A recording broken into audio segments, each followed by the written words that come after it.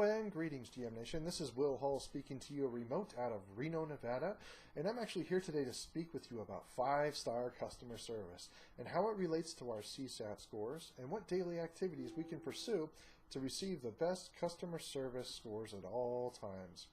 Now, this is in relation to 3 particular metrics: how we set clear expectations for our projects, how responsive we are to client and internal communications, as well as how adequate we are to resolving issues that the clients may be having or experiencing. The first I'd like to mention is how to set clear expectations for your project. And I'll tell you, the best thing you can do is lay the groundwork at your first contact, and that usually is, for me, the kickoff call for each project. And how I do that is I actually talk about what's going to be coming up in future calls, what guides and or materials that the client may need to work on in preparation for each call and when they're due back to me. Also, I talk about a professional courtesy toward the end of the call, and I mention that during the call, I don't answer the phone or the door for anyone, unless if it's my children's daycare, because usually that's a broken bone or somebody's sick or something like that. So knock on wood here. But that's usually what I'll do to set the tone of our conversation here.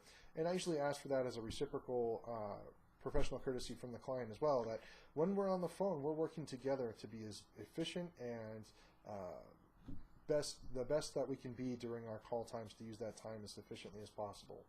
The second metric that we want to go into is how to be responsive to your communications. And again, I'll go back to my kickoff call, is that I usually set it that I will respond to the clients within the same business day or the beginning of the next one, once they've reached out to me either by phone or by email, and that's the expectation I can set for them.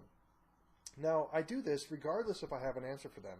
Say if they email me, I make sure that I respond back to them saying, hey, I got your email, but I'm looking into it a little bit deeper. I'll get back to you as soon as I find something.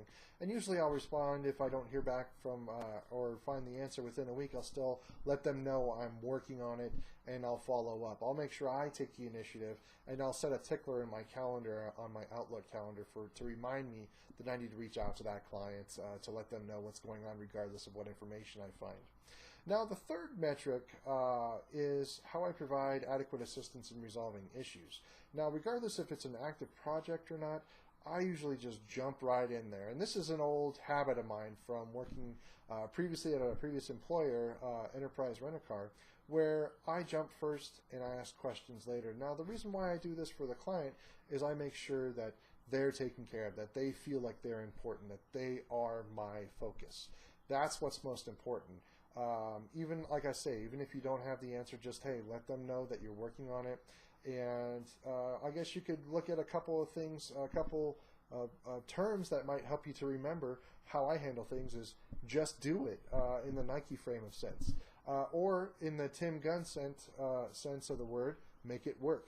I usually look at helping the client first, and then if I need to, I'll go find some NVUE hours or some LEAP hours, or maybe even explore a future project with this client. So there's lots of things you can do, but make sure that when you are handling clients, that you're being as professional as possible, that you're letting them know that you care about them and their mission. And that's really what's most important at the heart of all of this.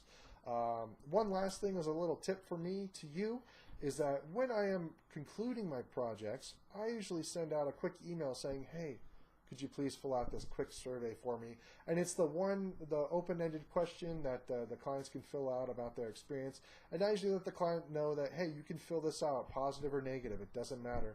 It just helps me grow as a consultant, and it helps my managers also see how well I'm doing in serving our clients. So really, when you're doing that, you're setting the precedent for them for a CSAT survey, because if they've responded to one survey, they're more likely to respond to the next in the progression of being committed to helping our organization succeed as well as theirs and giving us feedback. And it is very worthwhile. As soon as you get a response back that somebody's filled out a survey on your behalf, another thing to do is to quickly say thank you. I usually write a quick note saying, hey, I made my day. That's something you can do too. I sure hope these tips helped out, and if you have any questions, feel free to email me at any time or find me on Link. I'll be there all the time. And may these tips help you in your daily activities to produce the highest CSAT scores you've ever seen. Once again, this is Will Hull, working remote out of Reno, Nevada. Happy day, GM Nation. Thank you. Take care.